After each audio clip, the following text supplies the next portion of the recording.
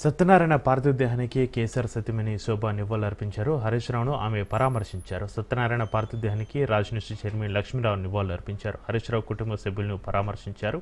సత్యనారాయణ ఆత్మకు శాంతి చేకూరాలని ప్రార్థించారు.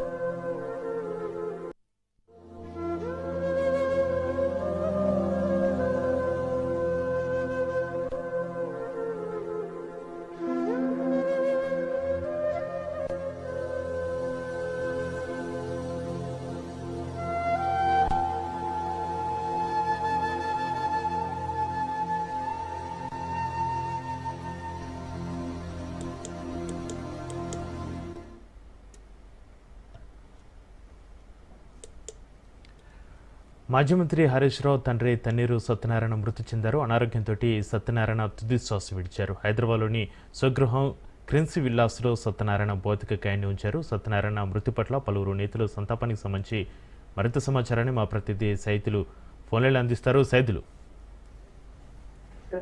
చక్రి, మాజీ మంత్రి సిద్దిపేట ఎమ్మెల్యే హరీష్ రావు తండ్రి తన్నీరు సత్యనారాయణ అనారోగ్య కారణంగా తెల్లవారుజామున 3 గంటల ప్రాంతంలో తుది శ్వాస విడిచారు. కోంపల్లి నివాసంలో ఉంటున్నటువంటి తన్నీరు సత్యనారాయణ ఆయన తన ఆ ఇంట్లోనే తుది శ్వాస విడిచారు. గత కొన్ని రోజుల నుంచి కూడా కొంత అనారోగ్య సమస్యలు ఉండడం, దాని కారణంగానే ఆయన తుది శ్వాస విడిచినట్లు కుటుంబ సభ్యులు చెప్పడం జరిగింది. కోంపల్లి నుంచి ఆనకరామగూడ క్రిన్స్